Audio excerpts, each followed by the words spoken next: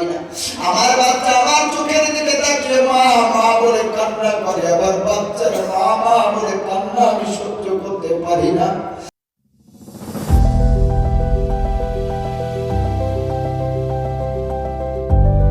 জায়গা পূরণ করার জন্য একটা জাতিকে ইসলামের ছায়া ধরে আমরা জোরে বলেন সুবহানাল্লাহ। তারা আমাকে ভালোবাসবে এবং তারা ইমানদারকে ভালোবাসবে। ইমানদারদের ব্যাপারে তারা সদয় হবে আর কাফেরদের বিরুদ্ধে তারা কঠোর হবে। সুবহানাল্লাহ। কি আছে ভয়? কোনো ভয় নাই। ভয় কি রে তোর ঝড় তুফানে বকে মোদের আল কোরআন। যে মুসলমানের মধ্যে কোরআন আছে, যার চরিত্র কোরআন দিয়ে তৈরি হয়, যার চরিত্র নবী থেকে তৈরি হয়, যার আদর্শ সাহাবীর আদর্শ হয়, ওই মুসলমানের কোনো ভয় নাই, ওই মুসলমানের কোনো চিন্তা নাই। ওয়ালা তাহিনু ওয়ালা তাহজানু ওয়া আনতুমুল আ'লাউনা ইন কুনতুম মুমিনিন। আল্লাহ রাব্বুল আলামিন বলেন, যদি তুমি মুমিন হও তোমার কোনো চিন্তা নাই, তোমার কোনো দুঃখ নাই, কষ্ট নাই, তুমি নিরাশ হয়ে যাবে রে বান্দা। তুমি যদি ইমানদার হও, আমি আল্লাহ দেশের শাসন ক্ষমতা আমি আল্লাহ তোমার হাতে তুলে দিয়ে বিজয় দান করব। রব্বুল আলামিন আবার বলেন, ওয়া'দাল্লাহু আল্লাযীনা আমানু মিনকুম ওয়া আমিলুস সালিহাতি লা ইয়াস্তাখলিফান্নাকুম ফিল আরদ।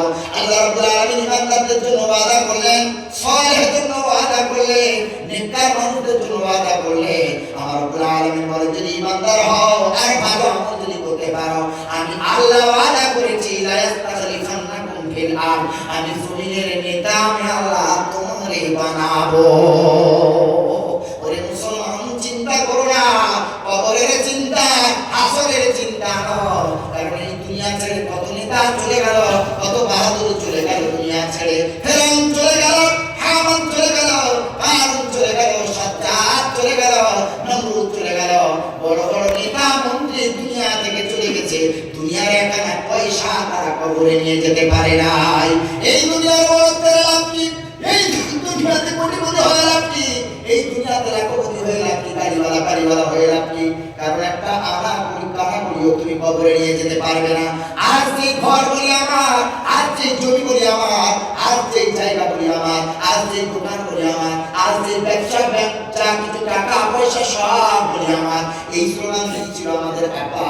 অনেকের আব্বা দুনিয়া থেকে চলে গেছে, অনেকের মা দুনিয়া থেকে চলে গেছে।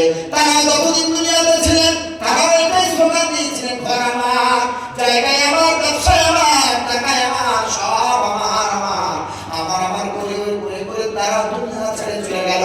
কিছুই নিয়ে যেতে পারলো না দুনিয়া ছেড়ে। তারা যতদিন বেঁচে ছিলেন, তাদের আব্বা মা যতদিন বেঁচে ছিলেন, মানে আমাদের দাদা দাদি, তারাও দুনিয়ার মধ্যে বলেছিলেন, ঘর আমার, ব্যবসা আমার, জায়গায় আমার, টাকায় আমার, সব আমার। দাদা দাদু আমার আমার আমার আমার করে দুনিয়া ছেড়ে চলে গেল। কিছুই তারা আপন হলো না। আমাদের বাবার হাতে সব তারা তুলে দিয়ে চলে গেল।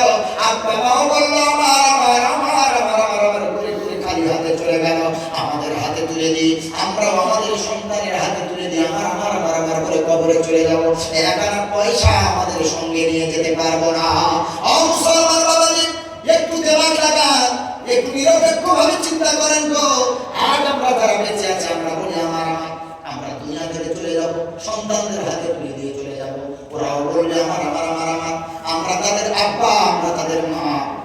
আমরা দুনিয়া থেকে চলে যাওয়ার পর তারা 2-4 দিন কাঁদবে, 2-1 মাস কাঁদবে, তারপরে তারা সব কিছু ভুলে যাবে। আমাদের মরার সাথে সাথে জমি জায়গা ঘর বাড়ি দোকানঘাট সব সন্তানদের ভিতরে ভাগ বাটোয়ারা হয়ে যাবে, সব তারা ভাগ করে ফেলবে। এই পরিবারের মধ্যে যখন কবর জিয়ারত হবে গো, চোখে তো পানি আসবে না। তারপরে কবর জিয়ারত সবাই গেছে, ও যাবে, ও গিয়ে একটু আব্বা মায়ের জন্য আর একটু দাদা দাদির জন্য দোয়া চাইবে। আমাদের সন্তানরা আমরা কবরে চলে যাব, কয়েকটা বছর তারা মনে রাখবে, তারপরে ভুলে যাবে। তারপরে তাদের সন্তানরা মানে আমাদের নাতি নাতনি, তারা আমরা দাদু দাদি হিসেবে আমাদের কিছু বছর মনে রাখবে। তারা তাদের আব্বা মায়ের জন্য যখন দোয়া চাইতে যাবে, তখন বলবে, আল্লাহ এই কবরে আমার দাদা দাদি শুয়ে আছে, তাদেরকে ক্ষমা করে দাও। ওরে মুসলমান, একটু চিন্তা করো, আমরা যে আমার আমার করে স্লোগান দিলাম, আমরা আমরা কবরে চলে যাব 40-50 বছরের মধ্যে আমাদের নাম নিশানা মিটে যাবে। আমাদের নাতি নাতনিরা আমাদের কথা যদি মনে রাখে, তাদের ছেলেমেয়েরা আমাদের নামটুকু জানবে না। আর যদি আপনাকে প্রশ্ন করা হয় কি জায়গা না ও নিকবরনাথপুরের মুসলমান, তোমার বাবার নাম কি তুমি বলতে পারবে? মায়ের নাম বলতে পারবে? দাদার নাম বলতে পারবে? দাদির নামটা বলতে পারবে? যদি তোমাকে প্রশ্ন করা হয়, বলো তোমার দাদুর মায়ের নাম কি ছিল, তোমার দাদুর বাবার নাম কি ছিল? আমি মনিরুল ইসলাম জানি না, অনেকেও জানে না। অথচ এই জায়গায়, এই ঘর, এই জমি, এটাই তো তোমার দাদুর দাদু, তার বাবার, তার মায়ের। কেউ তাদের আসল মালিকের মনে রাখলাম না। আমরা চলে যাব দুনিয়া ছেড়ে, আমাদের ছেলেরা মনে রাখবে, নাতি নাতনি একটু হলেও মনে রাখবে। তারপরে তাদের পরের প্রজন্ম আর আমাদের নাম মনে রাখবে না। কিসের আমার, কিসের আমার, কিসের আমার, আমাদের নামটুকু পর্যন্ত তারা ভুলে যাবে। তাই তো আমার রাসূল বলেছেন, আল্লাহ বলেন ওয়ালা তাজিরু ওয়াজিরাতুন বিজরা উখরা। হে বান্দা শোন, এ আমার বান্দি শোন, কিয়ামতের দিন তোমার বেটা, তোমার মেয়ে, তোমার বাবা, তোমার মা কেউ তোমার আপন হবে না। তোমার পাপের বোঝা তোমার মাথায় তুলে দেওয়া হবে। যে যার পাপের বোঝা সেটার নিজেকে বহন করতে হবে। কিয়ামতের দিন, মুসিবতের দিন মা দৌড়ে বাচ্চার কাছে আসবে, বেটা রে, একটা নেকি দে বেটা। ইমানের পাল্লা গুনার পাল্লা বরাবর হয়ে গেছে, সমান হয়ে গেছে, একটা নেকি কম পড়ে গেছে। বাবা তোর কাছে কিছুই চাই না, সারা জীবন তো তুই না যতক্ষণ না খেয়েছিস, আমি তোর মা খাই নাই। সকালবেলা তোর স্কুলে পাঠিয়ে দিয়েছি, তোকে আগে খানা পিনা খাইয়েছি, তারপরে আমি মা কিছু খেয়েছি। আবার তুই যখন স্কুল থেকে আসিসনি, যতক্ষণ বাড়ি ফিরিসনি, আমি তোর মা রাস্তা দিকে তাকিয়েছিলাম। তুই স্কুল থেকে বাড়ি ফিরেছিস, আমি তোর হাত পা ধুয়েছি, তোকে আমি ফ্রেশ করিয়ে তারপরে তোর গালে খানা খাইয়ে আমি মা তোকে খেয়েছিলাম। বাবা আমি তোর মা, আজ তোর কাছে কিছুই চাইবো না, টাকা পয়সা কিছুই চাইবে রে বাবা, একটা নেকি চাই। সারা রাত তোকে আমি হাত পা খা করে ঘুম পড়িয়েছিলাম। রাত্রেবেলা কারেন্ট ছিল না, রাত্রেবেলা তীব্র গরম, তোর ঘুম আসে না। আমি তোর মা তোকে হাওয়া করেছিলাম, যতবার হাওয়া করেছি, যতক্ষণ হাওয়া করেছি তুই শান্তির ঘুম ঘুমিয়েছিস। আমি তোকে হাওয়া করতে করতে একটা সময় আমার চোখের পাতা লেগে গেছে, তোমরা এসে গেছে, হাত থেকে পাখাটা পড়ে গেল। তুই সন্তান আবার চিৎকার দিয়ে উঠেছিস, আবার তোর গরম লেগেছে, আবার তুই নড়াচড়া করেছিস, আবার তুই কেঁদেছিস। আমি মা আবার তোকে হাওয়া করেছি। আমি এমন ব্যাটারি, আমি সারা রাত আমি তোরে হাওয়া করে করে তোরে ঘুম পাড়িয়েছি রে বেটা, ঘুম পাড়িয়েছি রে সন্তান মেরে সব। সারা রাত আমার ঘুমকে আমি ত্যাগ করে আমি তোর ঘুমে ব্যাঘাত ঘটাতে দিইনি। বাবা শোন, সকালবেলা যে আমি একটু ঘুমাবো, সারা রাত ঘুম চলে গেছে, সকালবেলা ঘুমাবো সেইটুকু সুযোগ নাই। তোর বাবা কাজে যাবে, তোর বাবার জন্য রান্না বান্না করতে হবে, টিফিন রেডি করতে হবে, গোসলের ব্যবস্থা করে দিতে হবে। সকালবেলা যে একটু ঘুমাবো রে সন্তান, আমার সেইটুকু ঘুমানোর মতো সুযোগ ছিল না। তোর বাবার জন্য আমি সব রেডি করে দিলাম, এরপরেও যে একটু ঘুমাবো তারপরে সুযোগ নাই। সংসারের কত হাজার কাজ, রান্না বান্নার কাজ, জামা কাপড় কাচার কাজ, আমি যে একটু ঘুমাবো, ঘুম নাই রে বেটা। আমার চোখ দুটো লাল রক্তের মতো লাল হয়ে গেছে। আমি তোর ঘুমের জন্য, তুই যাতে ঘুমের ব্যাঘাত না ঘটে, আমি তোর মা তোর ঘুমের জন্য সারা দিন রাত আমি না ঘুমিয়েছিলাম। সন্তান শোন, তোর যখন রোগ হয়েছিল, তোর বাপটা সারাদিন কাজ করে এসে যখন রাত্রেবেলা ঘরে ঢুকেছে, মুখটা শুকনো হয়ে গেছে, সারা রাত সারাদিন তোর বাপের পেটে খাবার নাই, তোর বাপের হাতে ময়লা পায়ে ময়লা, এখনো ফ্রেশ হলো না, পেটে খাবার নাই। আমার স্বামীটা যখন ঘরে ঢুকেছে রে, তোর তখন কান্না, এত কান্না তুই কাঁদিস। তোর বাপ ঘরে ঢুকে তোর কান্না দেখে তোর বাবার ক্ষুধা চলে গেছে। তোর বাবার জন্য আমি খাবার রেডি করতে গিয়েছিলাম, তোর বাবা বললো না না না, আগে আমার কলিজার টুকরা কেন কান্না করে? সারাটা দিন আমি ওর মুখটা দেখতে পাই নাই, ওর মুখে আপু ডাকটা শুনতে পাই নাই। আমার বাচ্চা কেন কাঁদে, আমি এর কারণ খুঁজি। আমি বাচ্চাকে একটু আদর দিয়ে শান্ত করে তারপরে খানা খাবো, ফ্রেশ হবো। বাবা শোন, ওই দিন তোর বাবা সারাদিন কিছু খায় না, কাজ করতে গিয়ে আমাদের দুই বেলা দুমুঠো খাবার জোগাড় করতে গিয়ে বাবা নিজেই সারাদিন খানা খায় নাই, অনাহারে এসে মুখটা শুকনো, মুখ শুকিয়ে গেছে, পেটটা চাকরা হয়ে গেছে। যখন দেখেছে তোর কান্না বন্ধ হয় না, তোকে কোলে নিয়ে বারবার চুমা দেয়, বারবার বেড়ায়, তারপরেও তোর কান্না বন্ধ হয় না। তোর মা আমিও খানা খাই নাই, তোর বাবা খাইনি বলে আমার পেটে কিছুই নাই, তোর বাবাও সারাদিন কাজ করেছে, কিছু খায় নাই। যখন দেখেছে কান্না বন্ধ হয় না, তোর বাবা আর আমি দুজন মিলে ডাক্তারের কাছে নিয়ে গেলাম। কেন? দেখো হুজুর, একটু ঝাড়ফুঁক করো, আমার বাচ্চাটা কেন কান্না বন্ধ হয় না। হুজুর ঝাড়ফুঁক করলো, তারপরেও কান্না বন্ধ হয় না। ডাক্তারের কাছে নিয়ে যাওয়া হলো। ডাক্তার পেট টিপে দেখলো, কিছু মেডিসিন দিল, ইনজেকশন দিল, কয়েক সেকেন্ড, কয়েক মুহূর্ত কান্না বন্ধ হলো। আবার কান্না শুরু হয়েছে।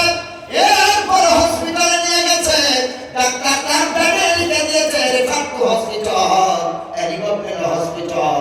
চলে গেল হসপিটালে, বিশাল লাইন, বাচ্চা স্ট্রেচারের উপরে শুয়ে আছে, বেড এখনো পর্যন্ত পায় না। কোথায় লাইন দেবে, টিকিট করবে? মায়ের চোখে পানি, বাবার চোখে পানি। মায়ের খানা নাই, ঘুম নাই, বাবার খানা নাই, ঘুম নাই। হসপিটালে লাইনে পড়ে আছে। এক সময় মা কেমন করে বাবার হাতটা ধরে বলে, স্বামী গো, এই হসপিটালে এত লম্বা লাইন, আমার বাচ্চাটা এত কান্না করে, আমার বাচ্চার কান্না আমি সহ্য করতে পারি না। আমার বাচ্চা আমার চোখের দিকে তাকিয়ে মা মা বলে কান্না করে, আবার বাচ্চার মা মা বলে কান্না আমি সহ্য করতে পারি না। ও স্বামী, সরকারি হসপিটালে পরিষেবা ভালো না, লাইন দিতে হয়। নিয়ে চলো কোনো পার্সোনাল, কোন নার্সিং হোমে নিয়ে চলো, আমার বাচ্চা তাড়াতাড়ি ট্রিটমেন্টের প্রয়োজন। নার্সিং হোমে তাড়াতাড়ি করে নিয়ে গেল। নার্সিং হোমে নিয়ে যাওয়ার পর ডাক্তার পেট টিপে দেখে অ্যাপেন্ডিক্স হয়েছে, গল ব্লাডারে পাথর পড়েছে, ইমিডিয়েটলি আল্ট্রাসোনোগ্রাফি করতে হবে।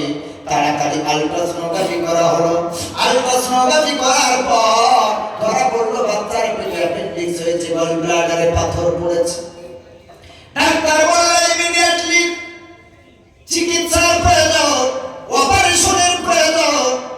মার বাপ দাঁড়িয়ে আছে ডাক্তারের মুখের দিকে তাকিয়ে, বললো কত খরচ হবে ডাক্তার? বললো ইমিডিয়েটলি 30,000 টাকা ন্যূনতম খরচ হবে, এর কমে আর আমাদের পক্ষে সম্ভব না।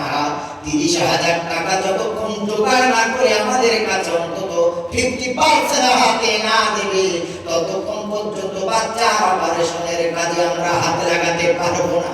বাচ্চা স্ট্রেচারে শুয়ে আছে, মা মা মা বলে কান্না করে, পেটে হাত দেয়, আব্বু আব্বু বলে চিৎকার করে গো। ডাক্তারের মুখে 30,000 টাকা খরচ শুনে মা তার বাবার চোখের দিকে তাকিয়ে আছে, স্বামীটা স্ত্রীর দিকে তাকিয়ে আছে, চোখ ভরা পানি। গরিব পরিবার, এই 30,000 টাকায় রাত্রেবেলা কোথা থেকে উপার্জন করবে, কোথায় পাবে, কোথা থেকে এমন করে অ্যারেঞ্জ করবে? স্বামীটা স্ত্রীর চোখের দিকে তাকিয়ে, স্ত্রী স্বামীর চোখের দিকে তাকিয়ে ঝরঝর করে কেঁদে স্বামীর হাতটা ধরে বলে, স্বামী গো, তুই যেখানে হোক থেকে ধার করে হলেও আনবো, আমার বাচ্চার জীবন বাঁচাতে হবে। আমার বাচ্চার কষ্ট আমি মা সহ্য করতে পারি না। সারাদিন বাবা খায় নাই, অনাহারে, সারা রাত বাবা খায় নাই। সন্তানের কান্না দেখে বাবা ক্ষুধার কথা ভুলে গেছে, সন্তানের কান্না দেখে মা খানার কথা ভুলে গেছে। মুসলমান, ওই দিন সন্তানের কান্নাতে মা আব্বা মায়ের কলিজাটা ভেঙে দিয়েছিল। আব্বা সেদিন আমার মায়ের হাতটা ধরে বলেছিল, শোন রে, তুই কাঁদিস না, কান্না বন্ধ কর, তুই বাচ্চার পাশে থাক, আমি যাবো আর আসবো, যে কোনো জায়গা হতে আমি টাকা অ্যারেঞ্জ করে আনবো, আমি লোকের পায়ে যদি ধরতে হয় তাও ধরবো, আমার কাছে তো টাকা করিও নাই, আমি টাকা কোথায় পাবো? আমার বাচ্চার জন্য যদি আমার ভিক্ষা করতে হয় তা আমি করবো, আমার বাচ্চার জন্য যদি কারোর কাছে ছোট হতে হয় তা হবো। তুই কান্না বন্ধ কর, তুই যদি কাঁদিস বাচ্চা আরো কাঁদবে, ভেঙে পড়বে। সান্ত্বনা দিয়ে আমার আপনার বাবা চলে গেল। বড় দাদার কাছে রাত 12টার সময় নিয়ে বলছে, দাদা আসসালামু আলাইকুম। দাদা ওঠে না, ভাবি উঠে দরজা করেছে, কি হয়েছে তো রাত্রেবেলা কেন ডিস্টার্ব করো? বলছে, দাদারে একটু ডেকে দাও, বড় বিপদে আছি, বড় মুসিবতে আছি, এই সময় দাদা যদি সাহায্য না করবার বাচ্চাটা বাঁচবে না। দাদা ঘুম চোখ টলতে টলতে উঠে আসে, কি হয়েছে বল? দাদার হাতটা জড়িয়ে ধরে বলে, দাদা রে 20,000 টাকা একটু ধার দে রে দাদা, আমি 3টে মাস রোজগার করে তোর ধার দেবে আমি চুকিয়ে দেব। এ দাদা 20,000 টাকা ধার দে, আমার ছেলেটা স্ট্রেচারে শুয়ে আছে, মা বাবা বলে কান্না করে, তুই যদি টাকা না দিস আমার ছেলের অপারেশন হবে না। ভাবি ওর স্বামীটারে দাদার হাতটা এমন করে টেপে, আঙুলটা টিপে ইশারা করে দেওয়ার দরকার নাই। দাদা মুখ করার আগে দাদার বউ মুখ খুলছে, বলছে, না এই সপ্তাহে কিছু টাকা ছিল, তবে দিয়ে দিয়েছি, খরচ হয়ে গেছে নাই। পা দুটো জড়িয়ে ধরে কাঁদে, দাদা রে ফিরিয়ে দিস না, কিছু হলে দে। দাদা একটা পয়সা বার করলো না। ছোট ভাইয়ের কাছে গেছে, ভাই রে তুই আমারে কিছু সাহায্য কর, ছেলেটারে বাঁচাতে। ছোট ভাই ভাবি বৌমা তারাও দাঁড়িয়ে দিয়েছে, কেউ একটা পয়সা দিয়ে সহযোগিতা করলো না। রাত্রেবেলা একটা পয়সা জোগাড় করতে পারলো না, মনটা বড় খারাপ, চোখ ভরা পানি দিয়ে দৌড় দিয়ে নার্সিং হোমে চলে গেছে। স্ত্রী মনে করলো আমার স্বামী টাকা নিয়ে এসেছে, দেখে স্বামীর হাত খালি, স্বামীর টাকা কোথায়? আমার ছেলেটারে ঘুমের ইনজেকশন দিয়ে ডাক্তার মুখ পড়িয়ে রেখেছে। স্বামীর চোখে পানি, স্বামী বলে, বিবি রে আমি অনেক কষ্ট করেছি, দাদাদের পায়ে ধরেছি, তারপরে টাকা পাই নাই। স্ত্রীর সাথে সাথে গড়া একটা সোনার চেন ছিল, চেনটা তাড়াতাড়ি টান দিয়ে খুলে স্বামীর হাতে দিয়ে বলে, স্বামী ও স্বামী এটা তাড়াতাড়ি স্বর্ণ গাছের কারের কাছে দিয়ে দাও। স্বামী বিবির হাতটা ধরে বলে, শোন বিবি রে, আর আজ 12টা বছর বিয়ে করলাম, তোর নাকের একটা ফুলও করে দিতে পারলাম না, নাকের একটা নথও করে দিতে পারলাম না। বিয়ের সময় তোর মাই চেনটা দিয়েছে, এই শেষ স্মৃতিটা এমন করে খরচ করতে চাই না রে। তখন এই স্ত্রীটা স্বামীর হাতটা ধরে বলে, স্বামী আজ আমার এই সোনার হারের চেয়ে স্ত্রীটার যে সোনার টুকরো শুয়ে আছে, আমার এই সোনার হারের সোনার টুকরোটা অনেক বেশি। আমার এই সোনার টুকরো যদি জীবন নিয়ে ফিরে আসে, এইরকম আমার অনেক সোনার হার তৈরি হবে। তাড়াতাড়ি দৌড় দিয়ে চলে যাও, তোমার কাছে সোনার হার চাই না, নাকের ফুল চাই না, কিছুই চাই না, তোমার কাছে আমার কোনো বায়না নাই। আমার একটু ভাত কাপড় যদি দাও, আমার একটু খেতে দিও, একটু পরনের কাপড় দিও তো স্বামী, এই ছাড়া আর কিছুই তোমার কাছে আশা করি না। স্বামীটা তাড়াতাড়ি নিয়ে গেল, ওই সোনার চেনটা দিয়ে তাড়াতাড়ি টাকা নিয়েছে। হসপিটালে ডাক্তারের কাছে নার্সিং হোমে ফেলে দিল। অপারেশন হয়ে যাওয়ার পর ছেলেটাকে যখন ছুটি দিল, মায়ের কোলে বাচ্চাটা বসে বাড়ি ফিরছে। বাচ্চাটা মায়ের সাথে হাসি খুশি করে, আনন্দ করে, মাকে মা বলে ডাকে। মা একবার গালে চুমা দেয়, ঠোঁটে চুমা দেয়, একবার কপালে চুমা দেয়, বাপ একবার আদর করে চুমা দেয়, কোলে জড়িয়ে ধরে। একবার ছেলেটা মায়ের গলার দিকে তাকিয়ে বলে, মা তোমার গলায় যে সোনার চেনটা ছিল, চেনটা তো দেখি না। মা ঝরঝর করে বাচ্চাকে করে নিয়ে বললো, বাবা রে আমার গলার সোনার চেন না থাকলেও কি হয়েছে, আমার কোলের উপরে তো আমার সোনার টুকরা বসে আছে। আল্লাহ যে তোকে সুস্থ সবল করে আমার কোলে ফিরে দিয়েছে, আমার এইরকম সোনার জিনিস সব শেষ হয়ে না, আমার কোলে যে তুই আমার কোলে ফিরে এসেছিস, এটাই তো আল্লাহর কোটি কোটি শুকরিয়া রে বাবা। ও আমার যুবক ভাইরা, একটু চিন্তা করো, ওই দিন আমার আপনার রোগ ভালো করার জন্য চিন্তাতে বাবার খাওয়া নাই, মায়ের খাওয়া নাই, ঘুম নাই, চোখ রক্তের মতো লাল হয়ে গেছে।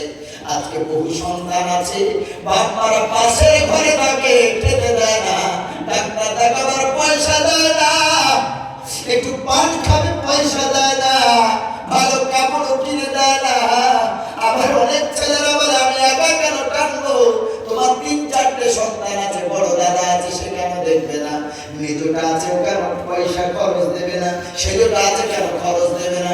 আমি একা কেন তোমাদেরকে টানবো, সব কেন আমার দায়িত্ব? ও যুবক ভাই, একটু চিন্তা করো, তোমার আমার পিতা মাতা, একজন মানুষ 4 সন্তান, 6 সন্তান, 8 সন্তান, 10 সন্তানকে একা বাপ রোজগার করে চালিয়েছে, কাউকে ভিক্ষার তারা হাতে ধরায় নাই। আর আজকে আমি সুস্থ সবল সন্তান, আমার আব্বার মাকে 2 জনকে ডাকতে দাও যেন বোঝা হয়ে গেছে।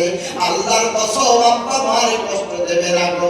বাবার চোখের পানি যদি ধরে, ইহকালে কত তুমি যাই সওয়াবের কাজ করো, নামাজ পড়ো, হজ করো, মসজিদ বানাও, আর আপনার মাদ্রাসা বানাও, আর গরিব মেয়েকে বিয়ে দিয়ে দাও, যতই ভালো কাজ করো, আব্বা মা নারাজ, তো আল্লাহ রাব্বুল আলামিন বলে জীবনের কোনো ভালো আমল কবুল হবে না।